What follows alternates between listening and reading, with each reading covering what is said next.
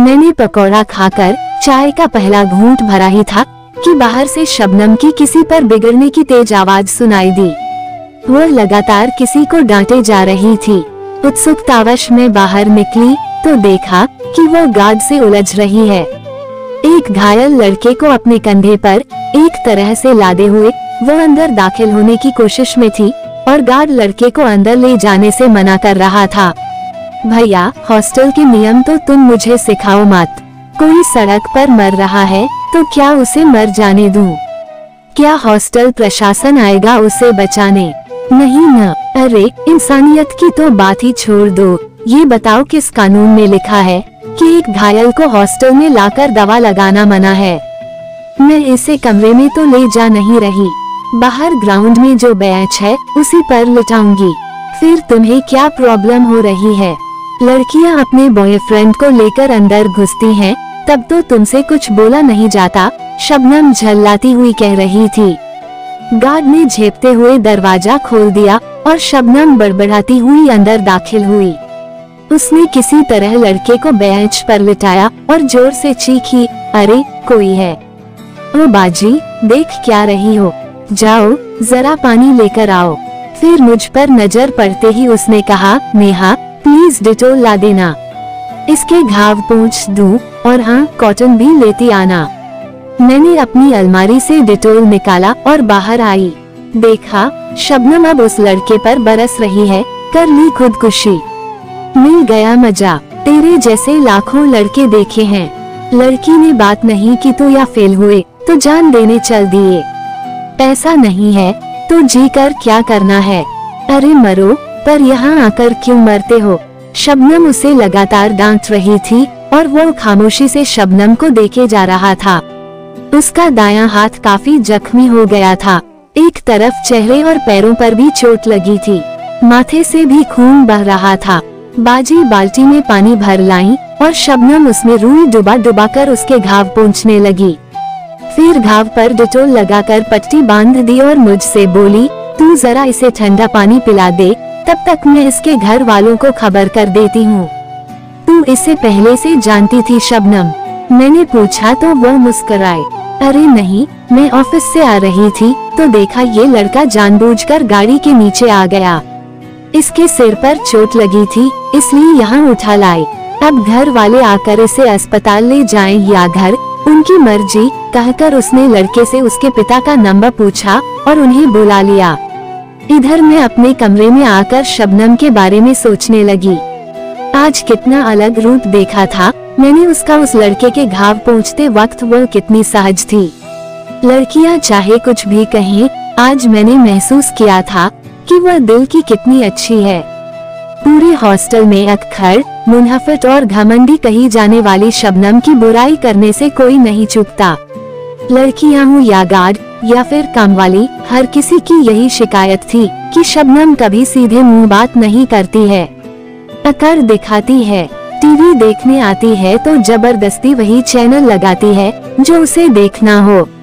दूसरों की नहीं सुनती। वैसे ही उसकी जिद रहती है कि काम वाली सुबह सबसे पहले उसका कमरा साफ करे। पहनावे में भी दूसरों से बिल्कुल अलग दिखती थी वह। गर्मी हो या सर्दी, हमेशा पूरी बाजू के कपड़े पहनती जिसकी नेक भी ऊपर तक बंद होती। उसकी इस अटपटी ड्रेस की वजह से लड़कियां अक्सर उसका मजाक उड़ाती थी, पर वह इस पर ध्यान नहीं देती थी। देखने में वो खूबसूरत थी पर नाम के विपरीत चेहरे पर कोमलता नहीं सख्ती के भाव होते थे। दिल डोल भी काफी अच्छा था और आवाज काफी सख्त थी जो उसकी पर्सनैलिटी को दबंग बनाती थी और सामने वाला उससे पंगे लेने से बचता था। वो मेरे कमरे के साथ वाले कमरे में रहती थी इसलिए मुझसे उसकी थोड़ी बहुत बातचीत होती रहती थी। हम एक दो दफा साथ घूमने भी गए थे, पर हमेशा ही मुझ वह ऐसी बंद किताब लगी जिसे चाह कर भी पढ़ना मुमकिन नहीं था। 10 दिन बाद की बात है। मैंने देखा शबनम ग्राउंड में बेंच पर बैठी किसी लड़के से बात कर रही है।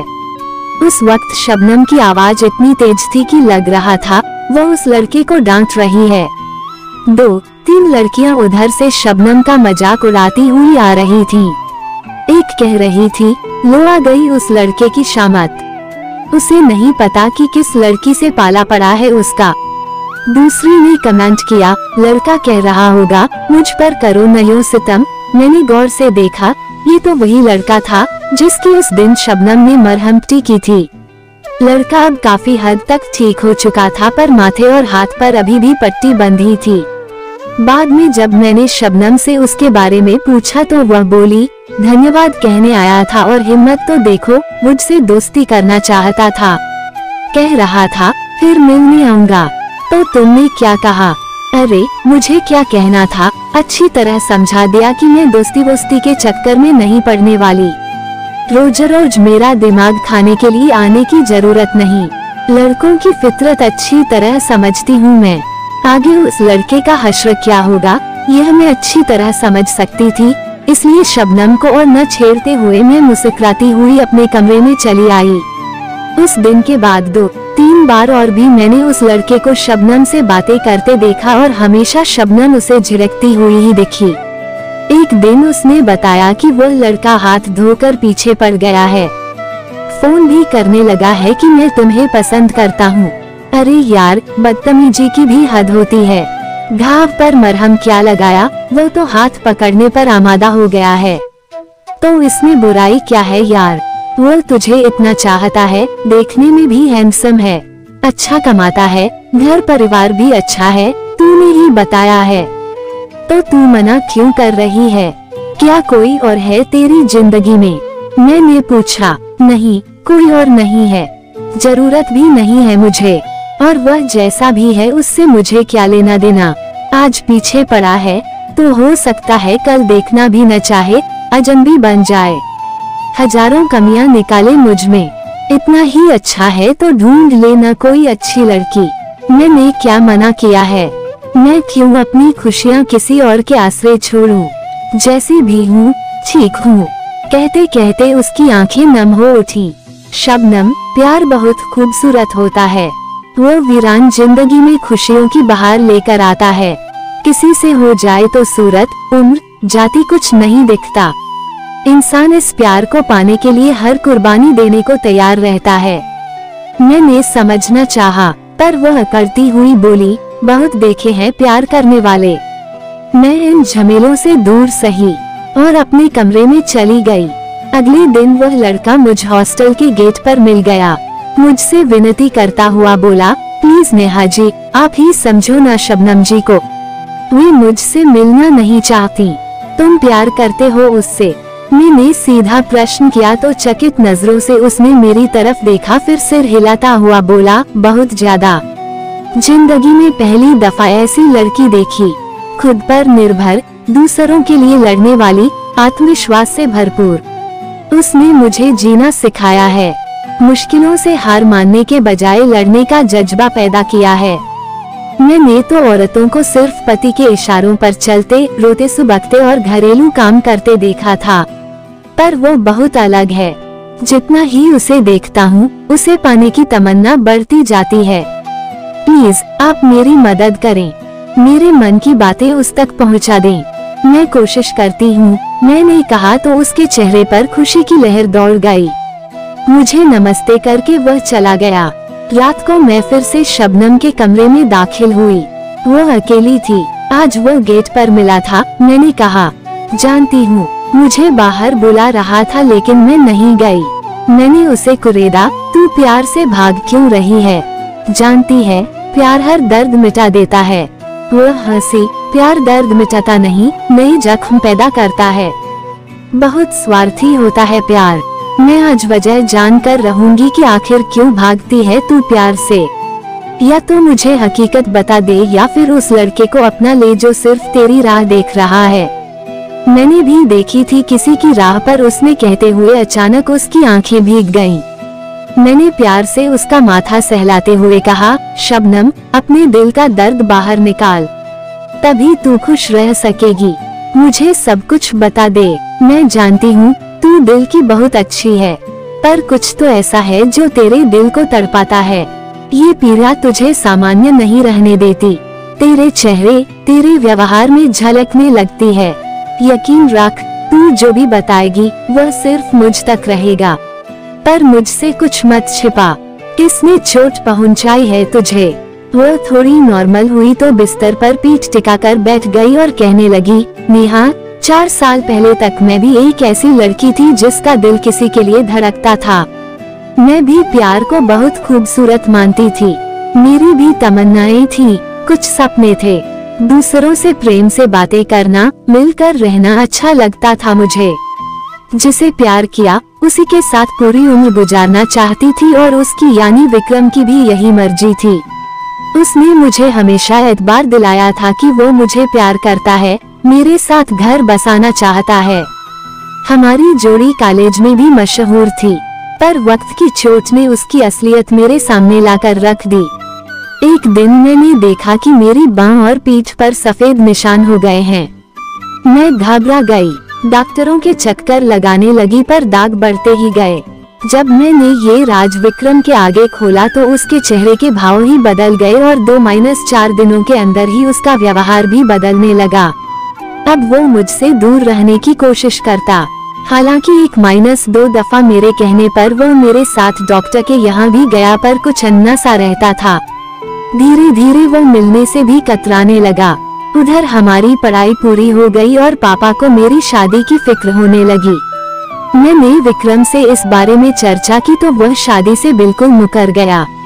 मैं तड़प उठी, उसके आगे रोई, गिड़गिड़ाई पर सिर्फ इस सफेद दाग की वजह से वह मुझसे जुड़ने को तैयार नहीं हुआ। कहते हुए उसने अपने कुर्ते की बाजू ऊपर उठाई। उसकी बाह पर कई जगह सफेद दाग थे। शून्य की तरफ देखते हुए वह बोली, मैं आज भी उसे भुला नहीं सकी पर कहाँ जानती थी कि उसका प्यार सिर्फ मेरे शरीर से जुड़ा था। शरीर में दोष उत्पन्न हुआ तो उसने राहें बदल ली, किसी और से शादी कर ली। तभी मैंने समझा कितना स्वार्थी, कितना संकीर्ण होता है ये प्यार। मैंने तो विक्रम की शक्ल नहीं देखी थी, देखने में बिल्कुल एवरेज था, सांवला, मोटा। मैं उससे बहुत खूबसूरत थी। मैं चाहती तो उसकी कमियां गिनाकर उसे ठुकरा सकती थी, पर मैंने तो प्यार किया था और उसने ऐसी चोट दी कि सारे जज्बात ही खत्म कर डाले। तभी से मुझ में एक तरह की जिद आ गई। मैं समझ गई कि जिंदगी में मांगने पर कुछ नहीं मिलता। मुझे जो चाहिए होता वह जबरदस्ती दूसरों से छीनने लगी। खुद को कमजोर महसूस नहीं कर सकती मैं। किसी की सहानुभूति भरी नजरें भी नहीं चाहिए, नहीं किसी का इनकार सह पाती हूँ। यही जिद मेरे व्यवहार में नजर आने लगा है और शायद यही वजह है कि मैं 35 की हो गई पर शादी के नाम से दूर भागती हूँ। ये सब बहुत ही स्वाभाविक है शबनम, पर सच तो यह है कि विक्रम का प्यार मैच्योर नहीं था। वह दिल से तुझसे जुड़ ही नहीं सका था, इसीलिए तुम्हारे रिश्ते का धागा बहुत कमजोर था। वो हल्की सी चोट भी सह नहीं सका, पर अर्पण की आंखों में देखा है मैंने, वाकई उसके दिल में सिर्फ तुम हो, क्योंकि उसने सूरत देखकर नहीं, तुम्हारे गुण देखकर तुम्हें चाहा है। इसलिए वह तुम्हारा साथ कभी नहीं छोड़ेगा। किसी स्वार्थी इंसान की वजह से खुद को खुशियों से बेजार रखना कहाँ की अक्लमंदी है। शबनम, यदि ठंडी हवा के झोंके सा अर्पण का प्यार तुम्हारे जख्मों पर मरहम लगा सकता है, तो दिल की खिड़कियां बंद कर लेना सही नहीं। मैं कैसे मान लूं कि अर्पण का प्यार सच्चा है, स्वार्थी नहीं। ऐसा कर, उसे हर बात बता दे, फिर देख वह क्या कहता है। मैं जानती हूँ उसका जवाब निश्चित रूप से हाँ होगा। शबनम ने उसी वक्त फोन उठाया और बोली, ठीक है, ये भी करके देख लेती हूँ। अभी तेरे सामने बताती हूँ उसे सब कुछ। फिर उसने फोन मिलाया और स्पीकर ऑन कर बोली, अर्पण, मैं तुमसे बात करना चाहती हूँ अभी, इसी वक्त। समय है तुम्हारे पास? बिल्कुल, आप कहिए तो, अर्पण ने जवाब दिया। अर्पण, तुम्हारे दिल की बात नेहा ने मुझ तक पहुँचा दी है। अब मैं अपनी जिंदगी की असलियत तुम तक पहुँचाना चाहती हूँ। बस एक हकीकत, जिसे सुनकर तुम्हारा सारा प्यार काफूर हो जाएगा। ऐसा क्या है शबनम जी? बात यह है कि मेरे पूरे शरीर पर सफेद दाग हैं, जो ठीक नहीं हो सकते। गले पर, पीठ पर, बाहों पर और आगे, हर जगह। अब बताओ, क्या है तुम्हारा फैसला? फैसला क्यों बदलेगा शबनम जी? और दूसरी बात ये कि किसने कहा दाग ठीक नहीं हो सकते? मेरे अंकल डॉक्टर हैं, उन्हें दिखाएंगे हम। वक्त लगता है, पर ऐसे दाग ठीक हो जाते हैं। मान लीजिए ठीक न हुए तो भी मुझे कोई फर्क नहीं पड़ता, क्योंकि मैं आपको चाहता हूँ। कमियां तो मुझ में भी हैं, पर उससे क्या। एक दूसरे को अपनाने का मतलब एक दूसरे की खूबियों और कमियों को स्वीकारना ही तो होता है। कल को मेरे शरीर पर कुछ हो जाए या मुझे कोई बीमारी हो जाए तो क्या आप मुझे छोड़ देंगी? नहीं न शबनम जी, बताइए। मेरी मम्मी पास ही बैठी हैं, उन्होंने सब कुछ सुन लिया है और उनकी तरफ से भी हाँ है। आप बस मेरा साथ दीजिए। आप नहीं जानती, मैंने बहुत कुछ सीखा है आपसे। आप मेरे साथ रहेंगी तो मैं खुद को बेहतर ढंग से पहचान सकूंगा, जी सकूंगा अपनी जिंदगी। I love you. शबनम ने मेरी तरफ देखा। मैंने उससे हाँ कहने का इशारा किया तो वह धीरे से बोल उठी, आई लव यू टू। फिर शबनम ने तुरंत फोन काट दिया और मेरे गले लगकर रोने लगी। मैं जानती थी आज उसकी आंखें भले ही रो रही हों पर दिल पहली दफा पूरी तरह प्यार में डूबा मुस्कुरा रहा था।